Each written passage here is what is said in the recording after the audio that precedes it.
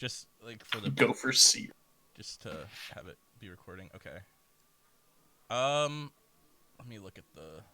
Okay, so JR is not this one. What episode is it? Is it 223 or 2? It's 224. I set it up, but we don't have anything in the thing right now. Okay, there we go. Yeah, for some reason it was not loading for me. Papa Jason. Papa Jason in the house. Alright, this is gonna be a quick. Okay, Papa Jason, me, Danny, JR. Yeah, you guys are gonna have to walk me through all these changes that happen. I haven't been paying attention.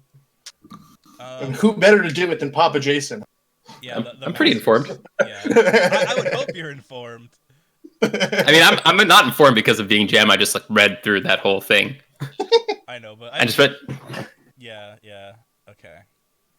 So we'll go over that. I linked it on the show notes. I'll link it in the Discord call too, so we can just go through it like together to all be on the same page. Yeah, and they put out an infographic that we should talk about this thing that I put here. So yeah, just link it in the Discord. Yeah, I got that. I'll put that there. Okay. I can. You're better than you think. Add. Oh, that thing, yeah. Dude, people love. Dude, I actually don't believe that it's like that. It was crazier before. No, too. wait, this is the 2014 one. You linked the wrong thing. Oh, did I link the wrong one? Shit. Yeah. Wait, it's 2014? The one he linked is. The one I linked was the 2014 one. I don't know how the fuck I had that then. It's on Ixar's Twitter. I was on Ixar's Twitter. That's where I think I got this from. Wait, what? Dude, what if they linked the 2014 one? No. Maybe they did. I don't know. Let's see. I'm on his Twitter now. I'm scoping it out. Dude, I could have sworn I still had that well met like thing that you sent me a long time. Yeah, he linked the 2014 one. Wait, did he really? He linked the 2014 one. That's not. There's no way. Look at this. Here's his tweet. No way. There's no way nobody called him out on that. Oh no, he was showing it as a comparison. Rank distribution for the end of November. Data displays.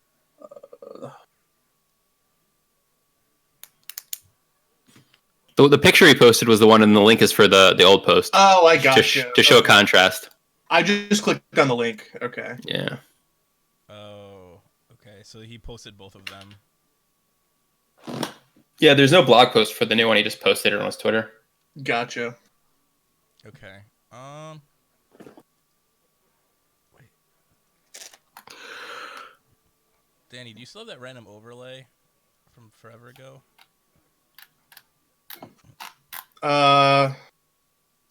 No, but maybe we can find. Wait, you want the link to? Hold on, I'll get that link you want. Where is this? Who was on that with us? I feel like it was Teray or Dr. J. I don't know. I miss Teray, dude. Where'd he go? Come back to us, baby. Come back, baby, come back. Ooh. Oh, it was just JR. Here we go. Yeah, link it.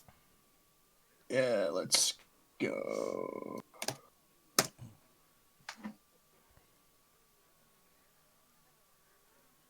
Whoa. This is real weird. When I click that link, it's like Yeah. Hold on, let me save it. Well met. Pictures. Got it. Let me Twitch.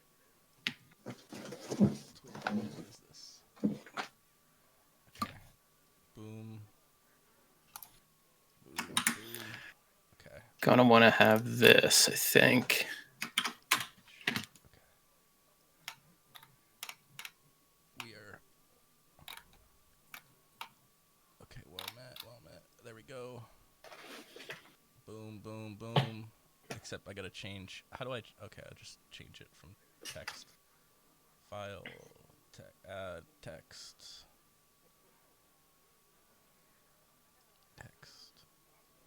Papa J.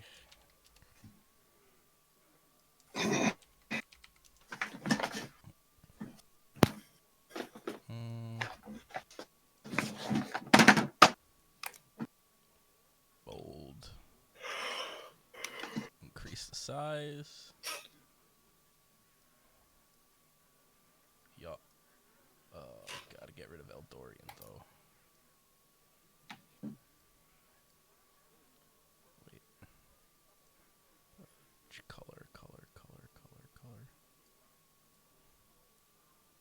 God, I'm bad at OBS. Are you bad at OBS, Papa J? I feel like I'm bad at everything. Dude, same. There's something I'm not bad at. Same, dude. That's probably why we get along, dude. We're both just bad at everything. Yeah, Hearthstone included. I mean, that specifically is what we are the worst at.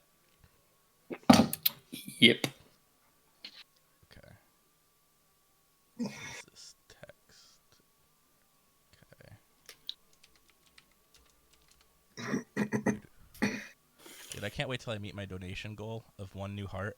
I just want to get there, dude. I don't know how you work towards that, but I'm definitely rooting for you. Same, dude. I'm not sure. I think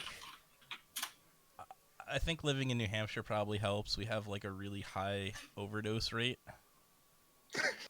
So that's unfortunately that's definitely in my favor. This whole new can't wait for someone to come. Has anyone come in and tried to give you one yet? No, unfortunately not. I'm still waiting for it, dude. How do you? I found one on the side of the road. Do you want it? I mean, dude, if it's good, it's good. I don't know what else to say. Like, all right, I'm just gonna have to put. I can't figure out how to get. Wait, where is it? All right, here. I'll just move my camera up, and I'll put in random pictures for you guys. What do you want? Danny can be a donut. Papa J, what do you want to be? Wait, what are my options there? Anything. You could be anything and everything. Here's what you do. I got it.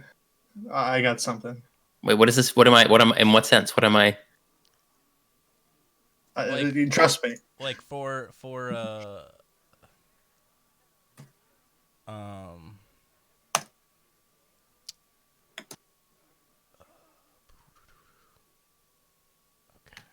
there we go.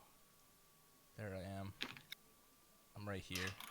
This is jank, but only the audio matters.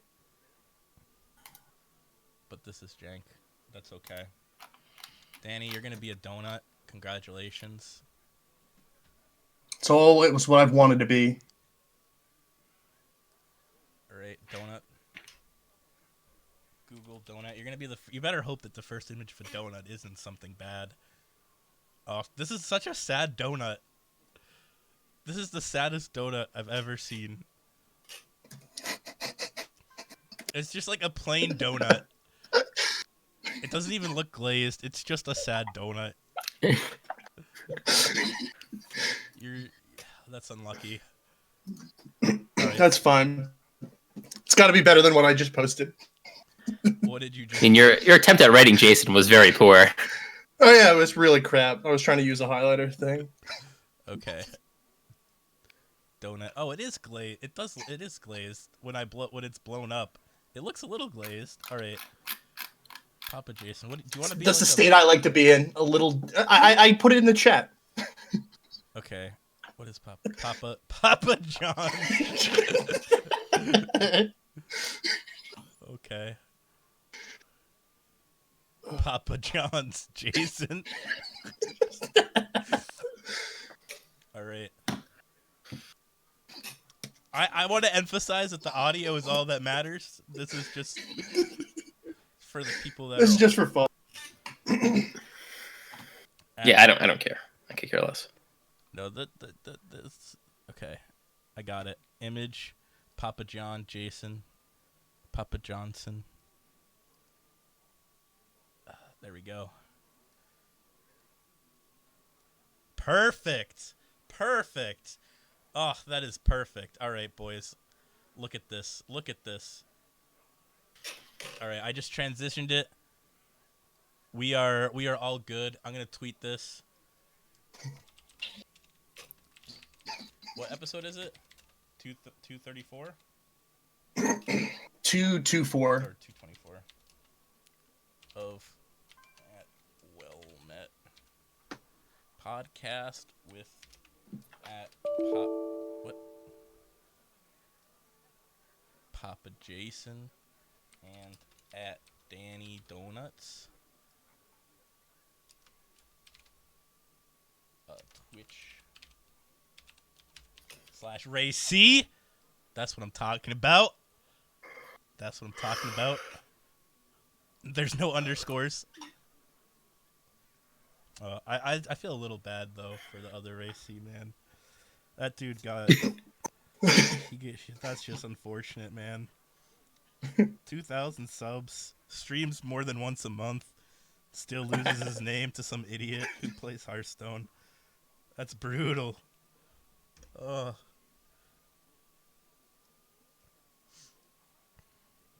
Okay. There we go. I tweeted it. Everything is good to go. All right, wait, do you have the music?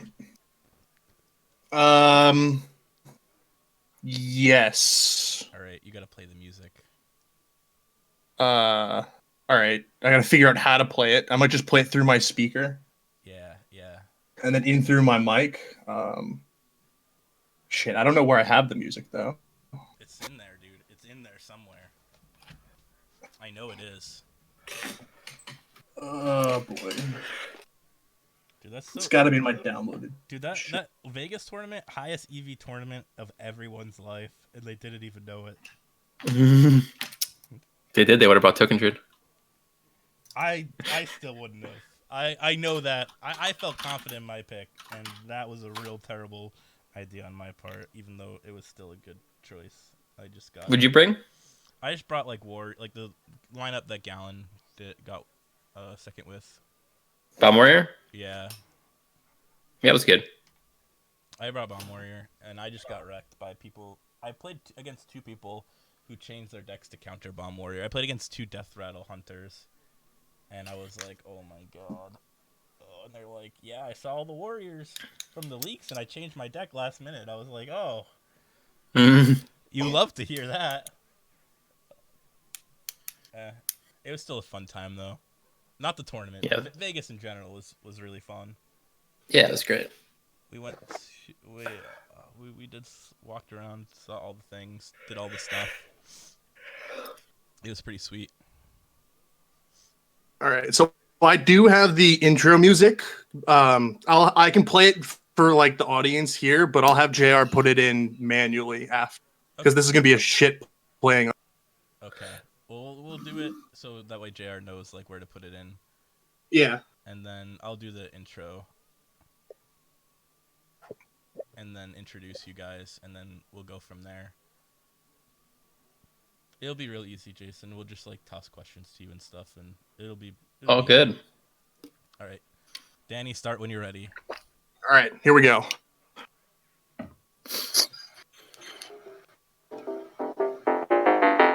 You're listening to Well Met, a Hearthstone podcast brought to you by BlizzPro.com.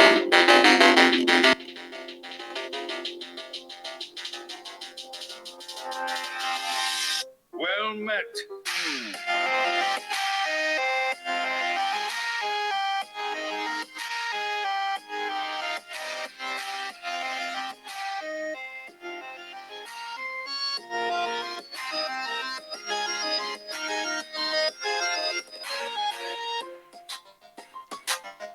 What's up, everybody, and welcome to episode 224 of the Well Met podcast. With me today are Danny Donuts and our special guest, Papa Jason.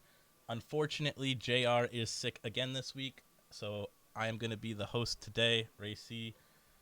And there's a lot to talk about. But first, how was your week in Hearthstone, Papa Jason? Pretty good.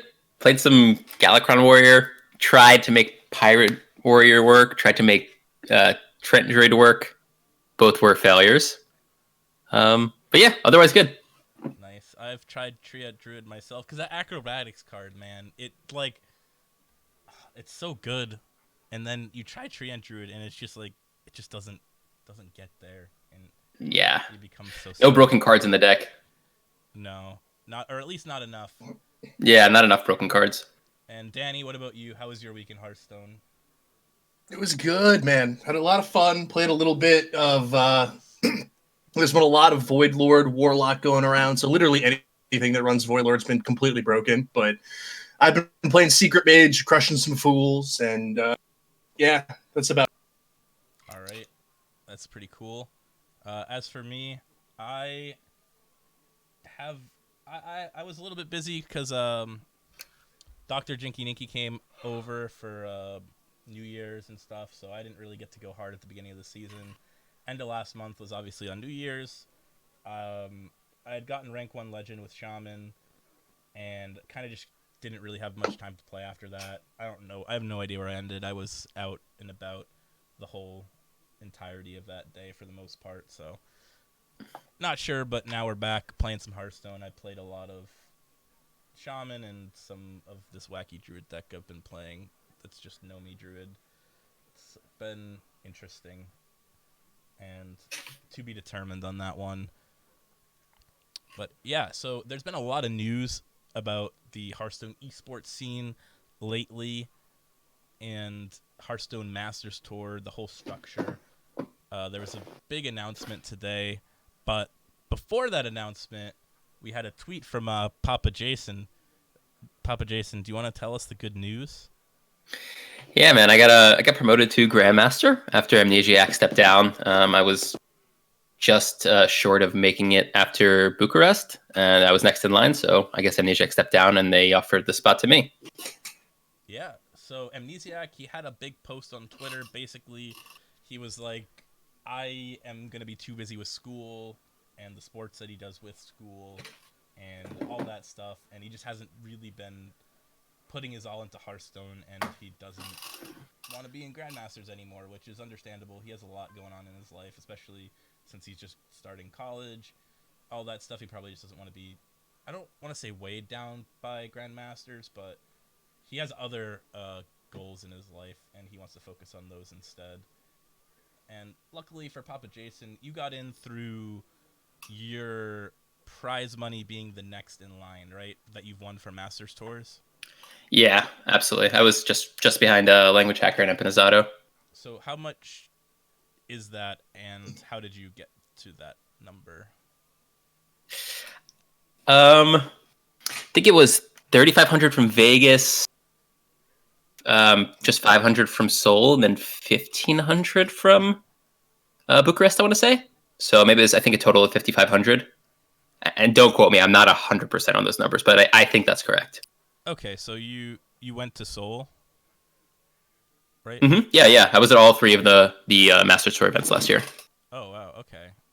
And do you have a team or anything like that helped support you to get there, or was it all out of pocket? All that was out of pocket. I joined a team after Bucharest ended, but yeah, I paid my way the whole way for last year. What team did you join? So I ended up joining RBG Esports, and person who's been on that team as longest is Villain. I'm sure you know Villain, obviously, from all the events. And in addition to picking up me, actually, a guy named Innovation is also on the team, and it was Villain and Innovation, and they wanted to expand, and then it was actually their, I think, COO who approached me in Bucharest and told me about his interest, and we ended up connecting, and they added me. They added Jombre, who I'm sure you know, a player from the UK, and then Deaddraw, another player from the UK. And Deaddraw was actually, I think, the most consistent player in the entire last year of Hearthstone Masters Tour. I think he had 2 top 8s in the 3 events. Okay. So that's the team now. Yeah, that's a pretty impressive lineup. I definitely know all those people for sure. They had players for a while. It was just kind of one of those things where they were kind of building up their reputation probably, and then they were like, okay, let's get there's some good players out there that have no support. Let's get the ball rolling. Hopefully Blizzard does something with team stuff again. I would love to see them do something like they did before, except better. Like Actually do it right. Yeah, like when they had the team standings, that idea was almost good, but they didn't do anything with it. They kind of just They could have done something like Trinity Series. They could have done the top teams get into like a playoffs or something like that, and then they play for some large amount of money. Like Worlds had no events for a while during that time, especially. Like they did some type of tavern hero thing, but they could have easily incorporated some type of team event into that. I really hope that they revisit that at some point, especially since now more than ever with this new announcement, which we're going to go over in a minute, there's going to be more places to travel to, which means people are going to need support to get to those places, and the only real way to do that is through a team. And I don't know if Blizzard wants people playing their game, traveling to these tournaments.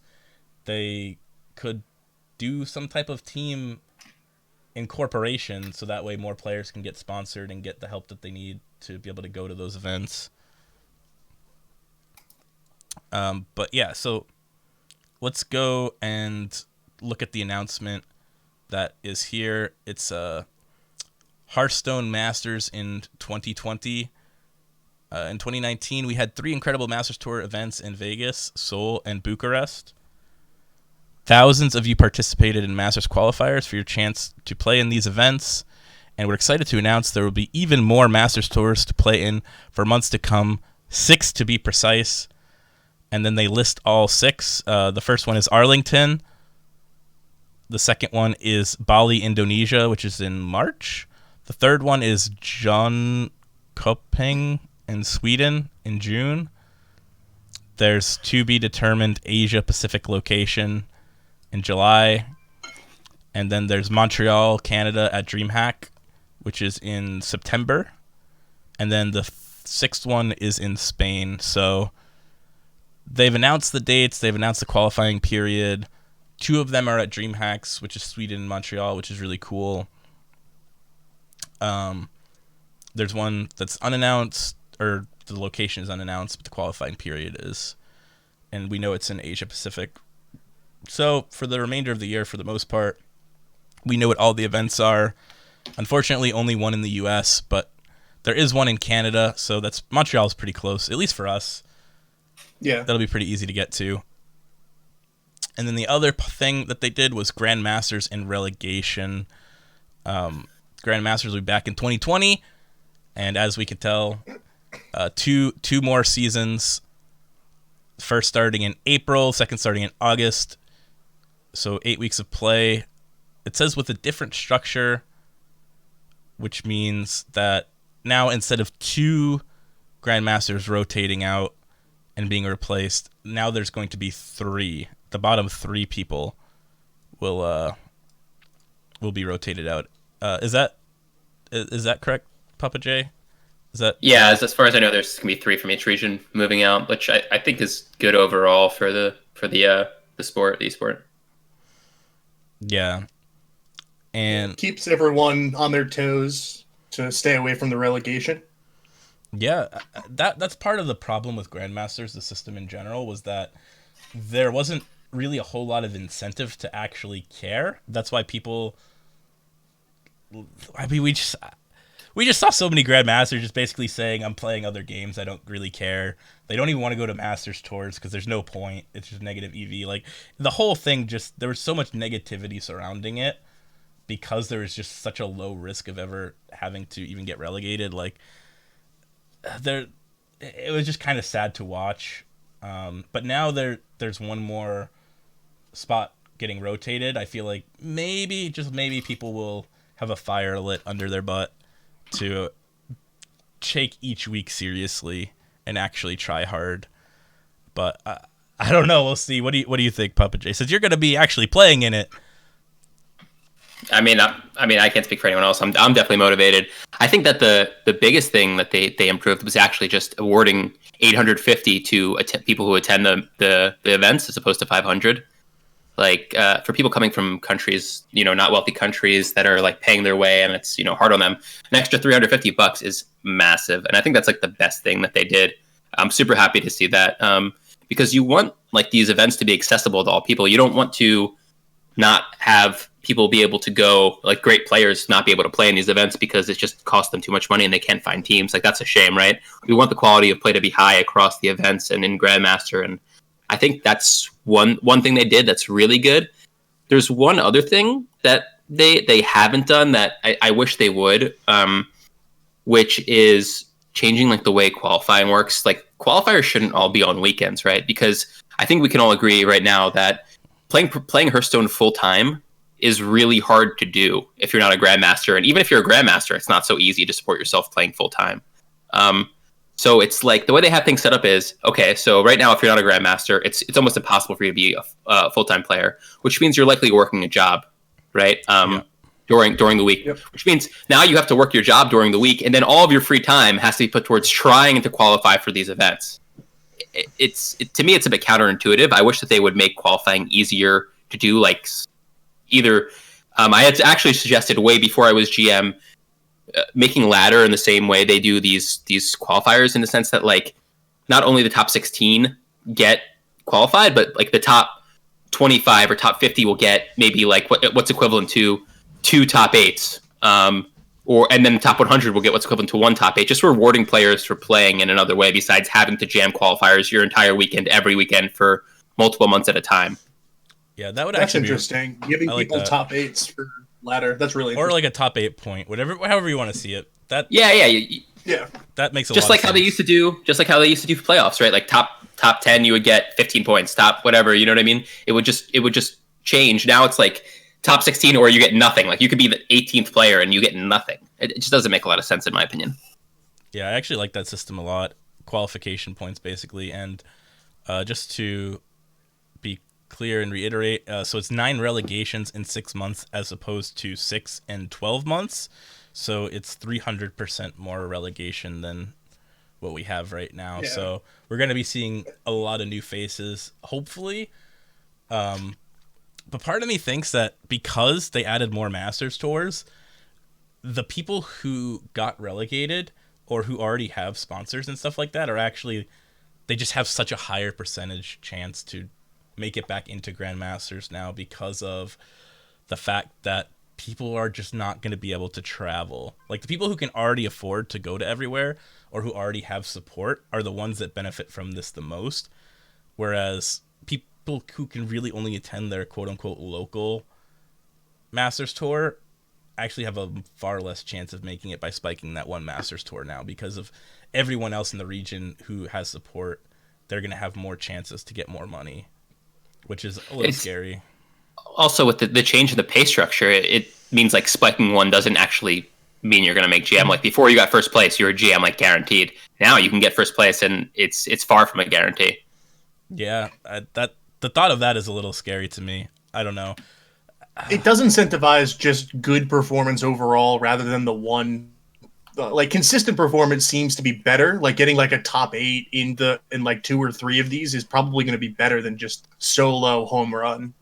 Yeah, it's like if you saw like just for the last Master Tours Bucharest, it was won by Eddie, and I think he got 94K, and first place now at all these events is capped at 32,500. So it's a huge shift. I think it's better overall for the players for the most part, and it's going to feel fair, because it's not like you can win one and literally not even make 5 wins in your next 2 and still be Grandmaster. It's not going to work like that this time. It's going to be like you're going to be rewarded for consistency in a much more reasonable way than you were in the last year. Like I said, Deaddraw was someone who I think his score over the 3 events was the most consistent and most impressive, and he didn't even make GM. Yeah, that's insane. I mean, part of me likes that a lot, but part of me also, loyal. I'm just like, man, I'm going to feel real bad for that one local hometown hero who actually does do well and like wins a Masters tour and then just doesn't get there because he couldn't go to the other ones. Well, you're incentivized if you win it, right? Like if you win one, then it's like, maybe I should go do that, and then you have your winnings from the event to go on to the next one.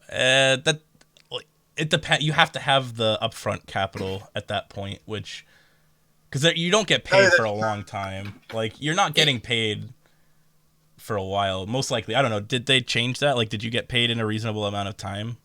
I mean, the of the 3 events, I think the longest it took for me to get paid was like a month and a half. Really? Yeah. And okay. I also think that you're underestimating like how much of like a big thing it is that you get 850 for showing up now as opposed to 500. Like that's a big deal. That really increases accessibility for people from lower income families or whatever, because $350, I mean, that could be your whole flight. I mean, it's going to make things a lot better. I know a lot of people that were super happy about that. Who I don't know if they would have been able to go to events for 500, but they seem very, very happy about 850. As long as they're prompt with their payments, I definitely agree. For me, I had to pull teeth to get paid from Vegas. I think it was like 3 or 4 months I had to wait until I ended up getting it, which was really weird. I was like, man, I was like messaging people too. I was like, yo, haven't when do I get that money, fam? And then most of them, like, obviously they can't really respond. Like, I didn't have the right people to contact, so it was just kind of a waiting game. Not that it mattered for me specifically, since I didn't go to any other Master stores, but I could see how that could really hurt somebody who was in a position where they couldn't necessarily just front the money and go. So hopefully they're prompt on their payment, and then that 850 will actually help quite a bit to getting people to more Master stores, like you said. And does that scale with the esports bundles, or is that the cap with the esports bundle maxed That's out? the cap. Yeah, I'm talking about the cap with the esports bundle. Okay. So So that means the rest of the money flows down to the other players, right? Yeah. So the big changes is, so like it used to be like last year it was, if you had a Swiss record of 5 wins, you got 1,000. If you had, which is still the same. If you had a Swiss record of 6 wins, you only got 1,500. Now it's 2,250. So those two are the biggest changes: the 6 Swiss wins, and then the 850 just for showing up. Everything else, I think 7 wins was 3,500 last year as well, so it didn't change that much. But I mean, you went from 5 wins at 1,000, and you would only get 500 more for 6 wins, and then you would, for some reason, get 2,000 more. And now instead you get 1,250 more, and then you get 1,250 more, which I think is a better system for sure. Yeah, it's not as top heavy now, and it's you can hopefully use what you get from one Master store to help get you to the next one, so you can fight for that Grandmaster's positioning. I mean, that's kind of what it was like for me, Ray. Like when I qualified for Vegas, honestly, like the only reason I even went to Vegas was because one of the guys who has been like a longtime sub and mod on my channel, he was like he got us free hotel there because he gambles a bit. So I got to go there and stay for free. Like the whole expense for me was like 90% my flight. And I wasn't even planning to go to any other events when I just did so well. Actually, here's a little story for you. After I finished there and like realized how well I did, and what's it called, there, I don't know if you remember the bar, like in the hotel where everyone was sitting down, like that bar where we were all watching the top 8. So I walked down there after I was done, and like a big group of the players was sitting down there, when it was actually Orange who was sitting on the couch, and he turned around when I came over, and he's like, Jason, we were all talking, and he's like, you're next in line for GM, like you got to go to these events. And that was the moment where I was like, oh my God, I got to go to these other events. Like I had never even after I knew what place I was getting, I had never even considered it until he said that to me. And then it kind of like a light went off my head, and I was like, okay, I'm going to these events. And then you went to those events, man. And now you're here. Yeah. And now you're here. Here we are. Here we are, Grandmaster Papa Jason, baby. Let's go. Let's get it. Yeah. And you already know.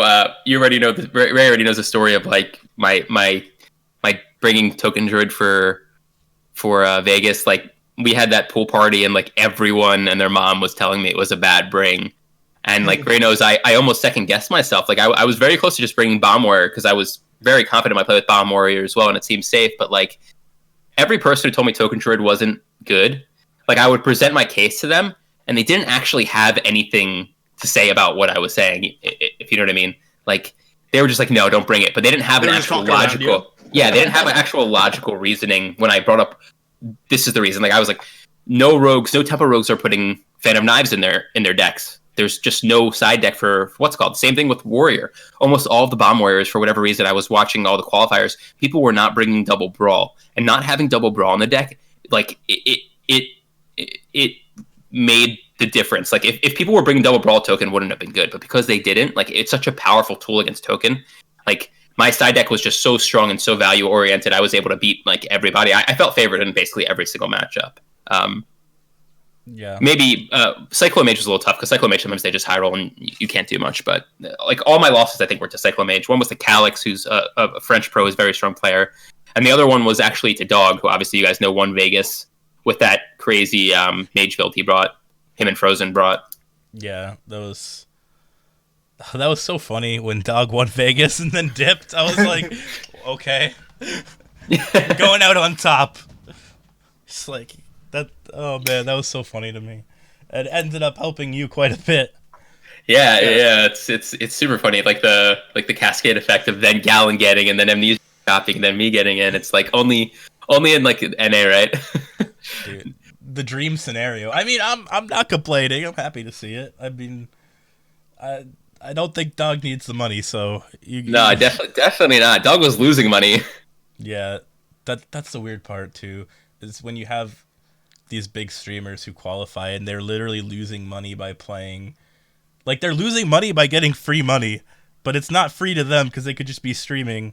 Well, time is money, right? And their time is they get less money for their time playing GM.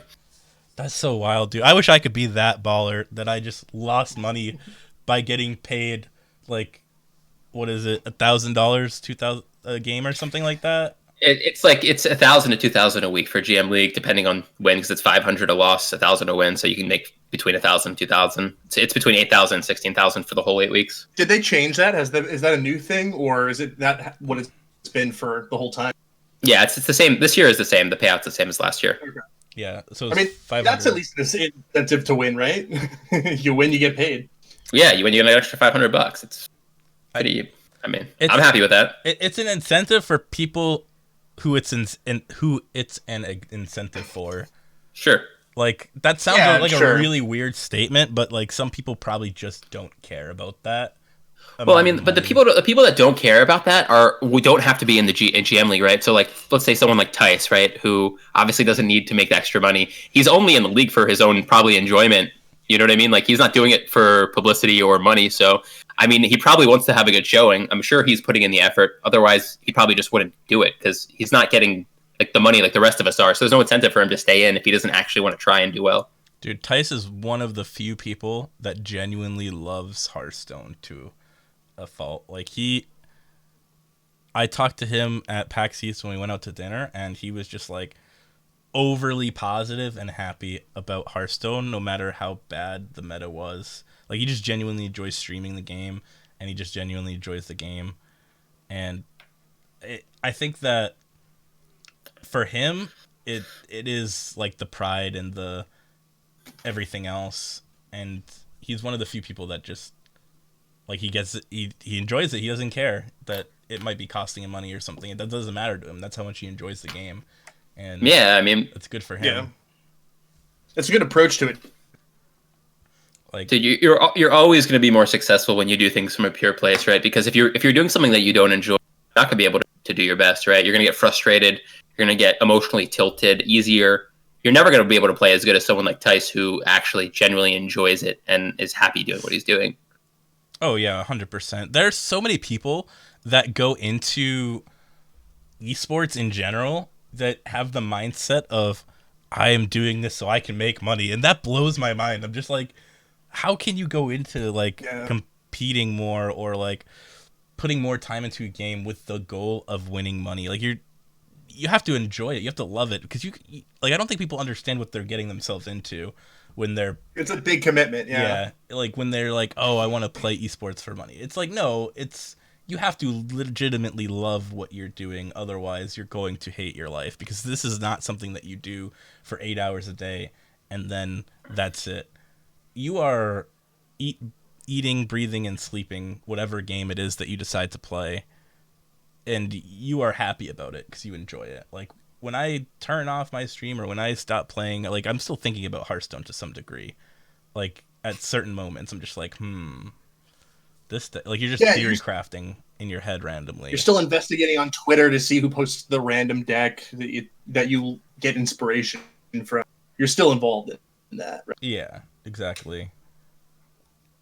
I mean, I've always been like really enjoying Hearthstone. Honestly, the only time that I really did enjoy it was right after Bucharest, and I was just pretty down about coming so close to making GM and then not making it. So I just had such a hard time playing the game. But beyond that, like I've never like even when the meta isn't my favorite, I've always like really enjoyed playing the game. Yeah. That's more personal though. Like when you're so close to getting something and then you get nothing effectively, or like what you think is just nothing. Yeah. That just crushes you. I have seen so many people that go through that where they're just so close. Like playoffs is a good example of that, where you're 1 point away from making playoffs, but since you didn't get that 1 point, you get literally nothing, and now you just don't even want to play the game anymore because of how close you were to achieving your goal. And that is hard to bounce back from for a lot of people. But that sometimes that motivates people too, where it's like, I was this close last time, I'm gonna do it this time. So I don't know. I think that you can use the motivation. Yeah, that's what I would do. But yeah, it's gotta be jarring on that moment when you do lose.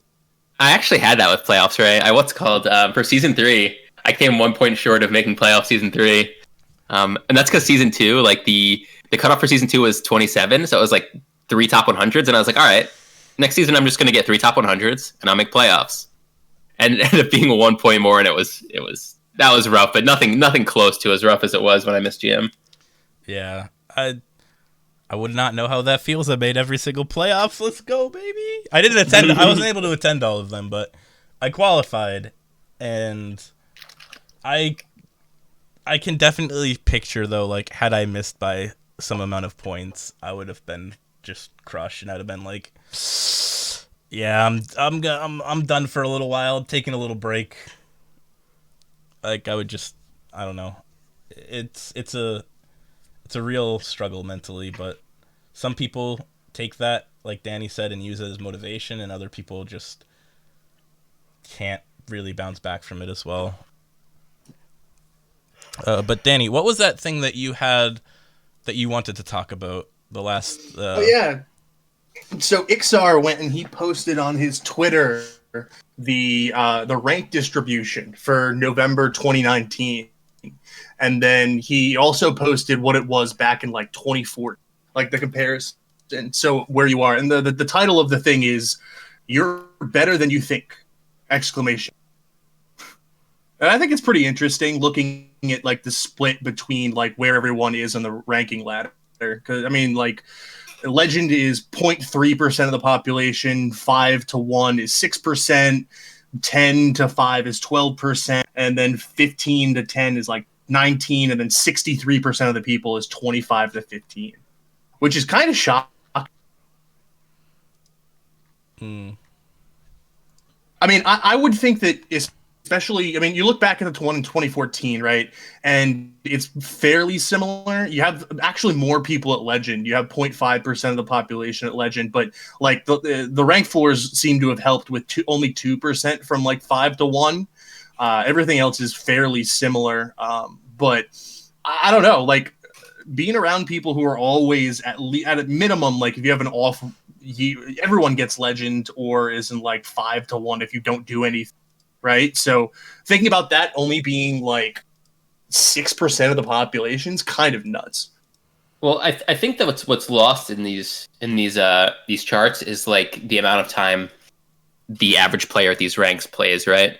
Because I think most of the like people that are playing often, like the people that are like, I think as you see hours put into the game, like if you had a graph like showing them on one axis how many hours a person played a month versus the rank that they achieved, you would see a high correlation between like getting a high rank versus playing a lot of hours. Like these guys between 25 and 15 might play like 6 games a month. You know what I mean? Mm-hmm. So that's why the people that you know are people that are involved in the game, playing the game. So it seems reasonable for most of those players to be between rank 5 and 1 in Legend or whatever. Yeah. So they don't show the time played or the games played, but it is surprising how many like 20 to 15 or 25 to 15 or 25 to 15. Sorry, yeah, that's like 75% of the player base is just garbage. They're just casual. They're filthy casuals. And then there's only 0.5% of the player base that hits legend. 0.3 now. Or 0.3%. now. 0.3%, sorry. Compared to 0.5 before. I don't know. Like, I mean, think about that. 3 and 1,000? yeah, they're trying to make us feel good about ourselves, I guess. I mean, you it's not the worst thing to feel. I mean, 3 and 1,000, then you can think about you finish top 100. You know, it's... I would like to see that, actually. It's a feel-good number. I mean... Somebody used to keep track of that, the amount of, like, top 100s and, like, who got top 100 the most and all that kind of stuff. I wish that Hearthstone would actually release those kind of numbers. Like, there was a spreadsheet. I know what guy you're talking about. The guy with the spreadsheet that continually like kept the rankings of everyone and every finish they've ever had. Yep. Have you seen that? I haven't seen it. The guy who... There's a guy who was on Twitter, and I mean, he did it for like standard and wild, which is why I knew about it, because like he had every wild finish ever, which was shocking for me. But it's really interesting to see how a lot of people keep putting up the results. Like if you're one of these top 0.3, it's not. It's if you're like a 0.3 player, you're consistently a 0.3 player. You're not someone who's jumping around from occasionally taking a month off or everything. You're consistently. yeah. I don't know. I was just salty because I changed my name from RayC591 to RayC, so there was like a split. I was like, man, I just lost half my top 100 finishes. I ain't on that list no more. But he hasn't posted in forever, man. I wish Blizzard would post stuff like that. Like, who are the most consistent players? Like, they have that information internally, because I remember Ixar would like tweet like, oh, this person is the best shaman player. Like, they have the highest win rate with shaman over X, like with at least X amount of games. I remember it was Dang Zoo they were talking about. This was like when there was like Spirit Claws, whatever that card was, the 1 mana 1/3 weapon that if you got Spell Power Totem, it was a 3/3 weapon. This was back in those days, and they were like basically saying we have this information, and I'm like, man, I just want to see that information. I want to know my win percentage with this class or this class this month. I want to know those things. That's super cool. Or each month, if they posted who had the best win rate with X class with a minimum of 100 games or something like that, or in the legend ranking. I think that kind of stuff would be really cool to see, but Yeah, for sure. alas, we'll probably get that when we get a tournament mode, man. Yeah, eventually, right? Eventually. Next century, or this century, actually. Maybe never. Maybe someday. Who knows? But yeah, when Hearthstone 2 Electric Boogaloo comes out, we got it. Hey man, Overwatch 2's coming out soon, so you never know. We might see a Hearthstone 2 soon too. Was there any other news that you wanted to talk about, Danny? I didn't see anything. I haven't been super up to date on the news recently, but if you can think of anything, feel free to fire it in. No, we went over what I wanted to go over. Papa Jason, was there any other news that you might have wanted to talk about? No, nothing really. I mean, we covered the most important stuff: the new tour stops, the new funding. Yeah, nothing I can think of. All right. So the last thing I kind of want to talk about was the metagame. What do you think about the metagame right now, Papa Jason? Like, what's your favorite deck? What do you have success with? What do you think people who are listening should play if they want to climb? So I think the meta's been really interesting because they've already announced that they're going to do nerfs, which seems kind of premature to me. The meta has been shifting a lot over the past few days. From what I've seen, like we went to the point where the best decks were kind of Rogue and Shaman, and then the last day or two, Warlock has become really, really popular, and people have been refining it from No Hands to Tyler. A couple other players are building some interesting Warlock things. Like I think Muzzy and Viper have both been working on Warlock as well, and Warlock has seemed really strong. And so today I decided to play like a more tempo-y Galakron deck. It runs like what is the card called? I was playing Zach ODR's list, the guy who runs the Vicious Syndicate thing, and it just got worse as the meta shifted. It just became too value oriented, not tempo-y. So I started running this other list with like the Inner Rage, Bloodsworn Mercenary package, and it just did so much work. I climbed today from like 200 to 50, going 17-6 with the deck, and it just felt super, super powerful. If you want to climb, I would recommend that. I would recommend the Warlock deck that people are using, that Tyler and No Hands have been playing. Shaman, Galakron Shaman's always really good. I think those three are probably my top, but Rogue is right there as well. There's a lot of good decks to play, depending on what you like. And the one thing that might bother some people is that there's not really any aggro or like control decks. Like the entire meta seems to be mid-range, or like some variant of mid-range where you're playing for tempo and you're fighting for the board until you get Galakron, and then you have your huge power spike turns. But either way, like all the decks feel like very like board centric and mid rangey, and that's personally my favorite type of Hearthstone meta. So I'm enjoying it a lot. But I know for people that really like specific types of decks, like if you really like to play aggro or if you really like to play control, you're probably not going to be like too in love with this current meta, at least as it sits right now. Yeah, I've been feeling the same way. It just feels like a rush to Galakron, and whoever gets there first wins. And then if you both don't have it, it's kind of a more interesting game. And whoever ends up top decking it, like it's just all about swing cards.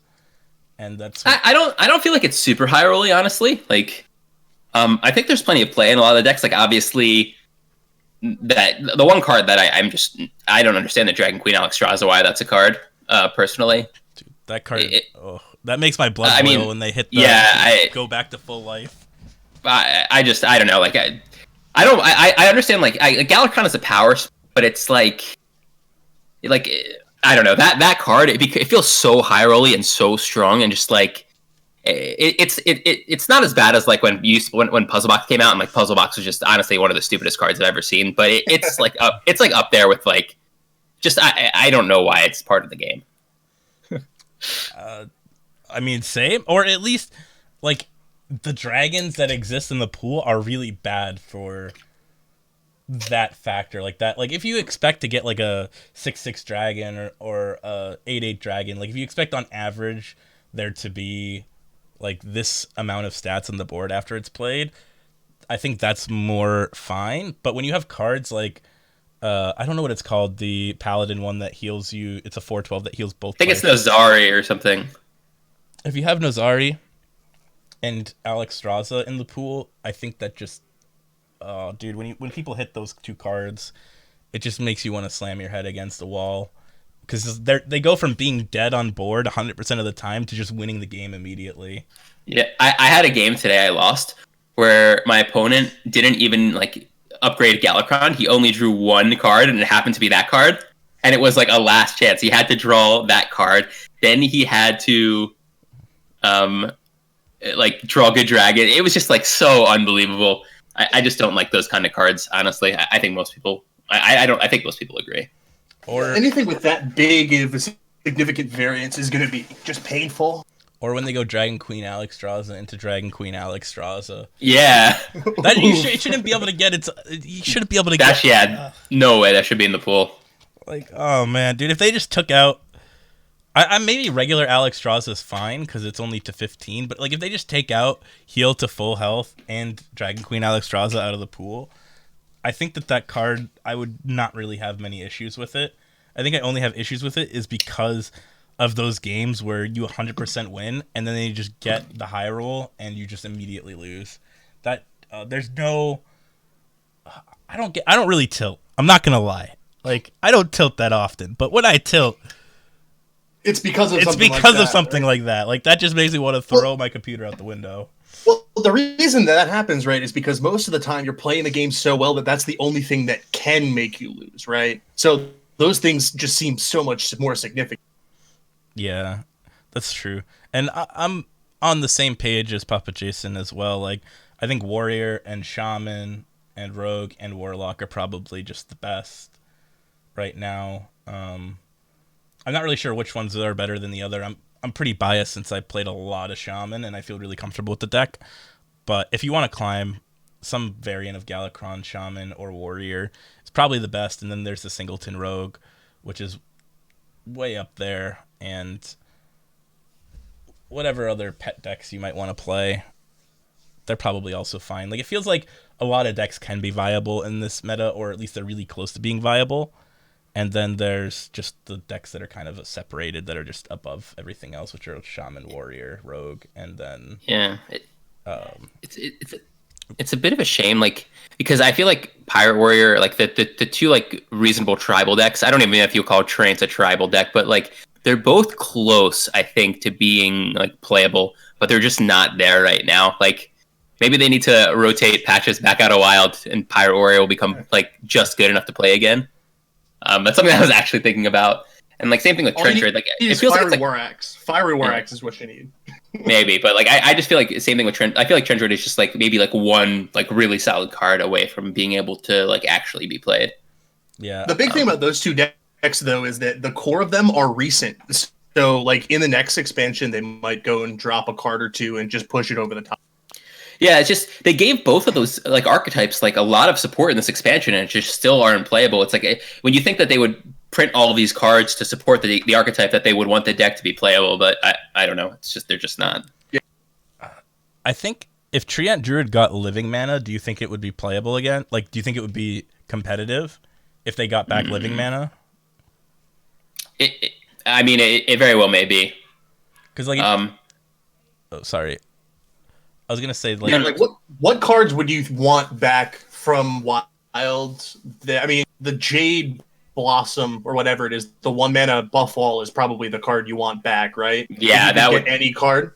Yeah, that card from like the Token Druid like Quest Rogue days, like that card, the 1-mana 1/1 buff, that would be a huge way. Because like Trench Raid and like Token Druid has always needed to get on board so it can buff its stuff, and like there's just too many powerful like board removals with Galakrond. Like all the Galakrond decks, whether it's Shaman that gives you the 2/1 that removes something, or Warrior that allows you to play a one card and then remove with your hero power, or with the damage from your hero. It's just hard to get on board and buff stuff and like create a board advantage, which is the entirety of those kind of decks. Yeah, imagine Blizzard did what they did last expansion, and then they just brought all the cards back from Wild, like how they brought Evolve back for Shaman and they broke it. What card would they need to do that for Warrior, for Pirate Warrior? What card do you think would break so that it would be like the strongest deck? What card would you would think they need to bring back? Maybe the 2/3 Ship's Cannon. I think Cannon, yeah, Ship's Cannon. I don't know if it would break it, but it would make it strong. It would make the deck strong, especially with the 2/2 that gets summoned when you play a pirate now. Yeah, that's what's keeping the deck alive in Wild right now. So yeah, it's pretty sick. You kind of would have 2 Ship's Cannons, right? Because of the 3-drop. Yeah. It's actually so. I mean, at this point, the 3-drop's not even good enough to play in Wild. You just have so many other things. The turn 1 that's disgusting that happens is if you can go in and you can get a pirate and then 2 of the summon guys and patches, so you can have like 7/7 worth of stats on turn. It's kind of dumb. I don't know. Yeah, I mean, I don't even know that you want Pirate Warrior to be so good that it's playable. Yeah, I don't know about but that's fair. I'm just saying. I think that in general, I mean, like I said, I'm happy with it because of my personal enjoyment of mid-range tempo decks. But I can see like a lot of players maybe not being the happiest with no aggro and like literally no aggro and no control in the meta. Yeah, I miss control, man. I want like I played a little bit of that Quest Priest thing, but that doesn't even really. That kind of feels like control. But no way, it doesn't feel like control to me. It's like combo a little bit. I don't know, man. No, I want to play like a control warrior. I tried to play control warrior, and you just get outvalued by everything. Yeah, it's like what's it called? It's like what Highlander decks did to control warrior in last expansion. Like they're just constant tempo and pressure, and the tools for control warrior aren't good enough. Like you need the odd warrior hero power. I don't even know, man. Like I don't even know if that would be good enough. Like yeah, it might not in this meta. There's just so much pressure and tempo. Dude, I played against when I was trying out Control Warrior in this meta, I played against a singleton Shaman, and they played Dragon Queen Alexstrasza into like Shudderwalk, and I was like, oh my god, this is insane. Like I don't even know what to do anymore. I just quit. I give up. Oh my god, yeah. Having Galakrond into Shudderwalk is also just an interaction that for me is just disgusting. It's just disgusting. Like I don't mind the Shutter first Watch one. Yeah, it's the second one that gets you because you clear the whole board, right? You play Galakrond, you're like, okay, I can deal with this, and then round 2 comes up, and you're like, oh man. Yeah, and there's a 6/6 body in addition to the Galakrond. Until it's like let me play Galakrond, and then I'll play Galakrond plus a 6/6 the turn afterwards. And then all the other things that happen. Yeah, and all the other things that happen. It's like it's pretty gross. Warlock is really close to like being a good control deck. I feel like if it had, I don't know what it would be. But it's not really a control deck, right? It doesn't feel control-y at all. No. In its current state, it's not control. You just like combo them. You get them low, and then you kill them with like Leroy shenanigans or just soul firing them or whatever it is that you end up doing. It feels more like a combo, but I feel like they have the tools to become control. Like it's so close to being able to be a control deck, but right now it's just everything else is better. Like every other option is just strictly better. I don't know. It's a pipe dream, man. Control we'll be back one day. We'll be back one day, I'm sure. What do you think the nerfs are? Because they did announce, that's something that you mentioned, they announced nerfs are going to happen soon. We don't really know when. We don't know what the nerfs are, but if you had to take a stab at it, what do you think that is the issue right now in the metagame? So like the thing is like if you would ask me the same question like 2.5 or like 2 days ago or 3 days ago, I would have told you something different. Like the meta has shifted so much, like from when Shaman was like everyone's like, okay, Shaman's the best, and now like it's already gone through like now Warlock, and now even this Warrior that I told you I played today feels so strong right now. So it's like I don't know what you nerf. Are they just going to nerf Galakrond as a whole? But like you do that, and then you ask yourself like, what's going to rise? Like if Galakrond gets a nerf across the board, like maybe a lot of Highlander decks come back. Like it might just be overrun with Highlander decks. I honestly have no idea. Like I honestly don't even know what I would nerf. I would not nerf anything right now because the meta just seems too unstable to like really pinpoint what the problem is, or if there is really such a problem. I think they need to give it a little bit more time personally, but yeah, I honestly don't even feel comfortable guessing what they would nerf at this point because the meta just feels so unstable. Text to 5, polymorph 5.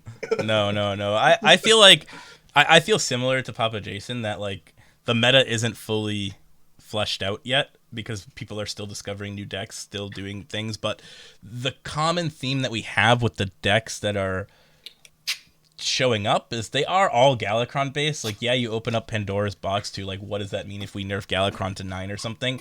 But I think they could do a blanket nerf where they not only nerf Galakrond, but they nerf Dragon Queen Alexstrasza as well. Maybe make that 10 mana, or I don't know what else you could do to it, but I feel like if 11 mana. Just make it to get it out of the game. You have to be on the coin. Non-legendary dragons. Yeah, I guess you could do that. That's an interesting one. Maybe make it 10 mana and make the body smaller. Like I feel like if you do nerf Galakrond, you have to also nerf the other things that are very obviously going to take its place. Yeah, like Highlander Mage is pretty strong right now. Or not like it's not like super strong, but it's like if other decks around that got a nerf, Highlander Mage would probably be very good. I mean, do they want to nerf that though? Do they want that to be the premier deck? Do they want Highlander Mage? I mean, the real question is, what do they want to be? I don't think they really know the answer to that. I don't think there is an answer to that. I think that they just don't want anything to be too strong. I think that's the main thing, is that they don't want anything to be overly dominant. And in this day and age, I feel like that's really hard to get to that point because I just noticed, like, when I made that Shaman deck and I got to rank 1 Legend, everybody was playing that exact same list. Every single person was playing that list for so long. And yep, it's sorry, go ahead. I was going to say, like, with Twitter and the internet and everything, it's like, once somebody does well, everybody just follows that person until the next pro creates something new that's better.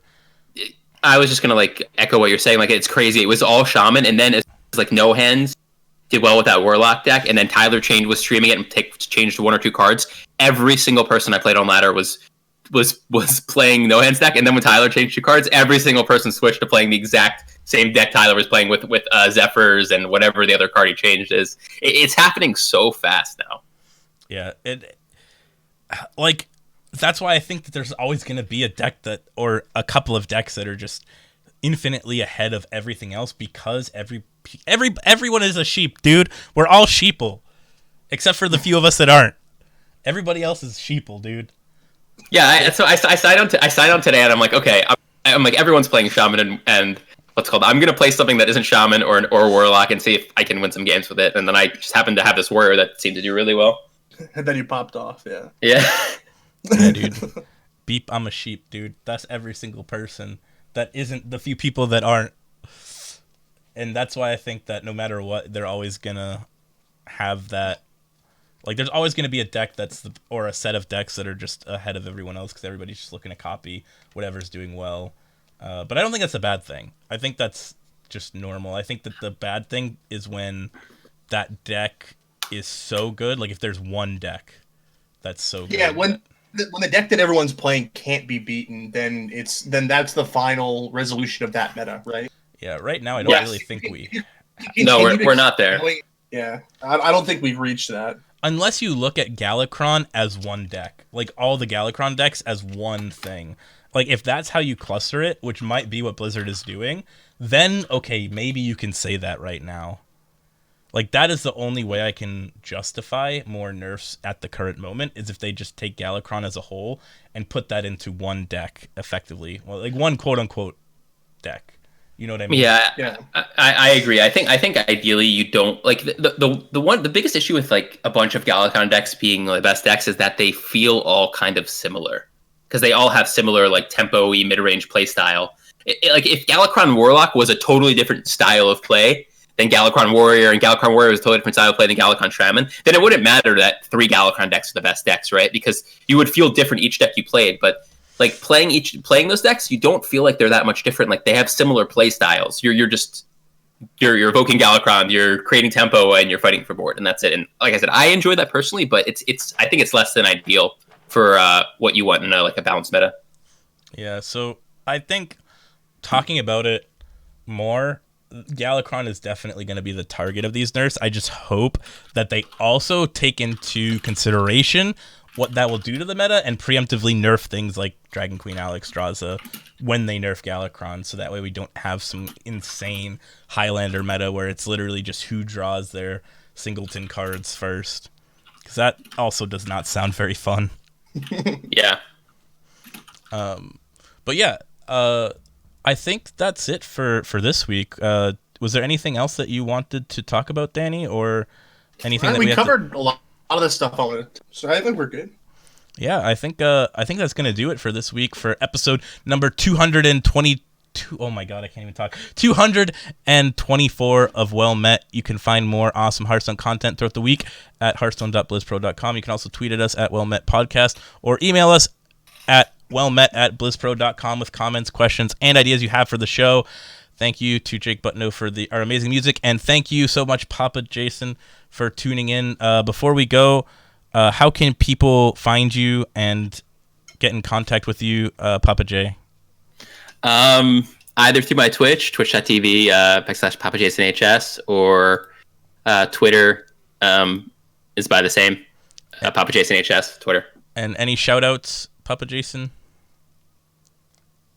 Nah. All right. What about you, Danny? You can follow me on Twitter, DannyD_HS, and I'll go with my backup shout out to Battlefy because they screwed up a tournament this week. But dang, dude, you're always looking to shout out Battlefy. Yeah, they blow. I feel that. All right. As for me, you can find me on twitch.tv/RayC, the one true RayC. We had another RayC. So the RayC that had RayC before me, when Twitch gave me RayC, they took it away from him. So now his name is Ray__C. And he came in my chat today and was like, What happened? Like, why do you have my name? What's up? What happened? I got like 2,000 subs. You ain't got nothing.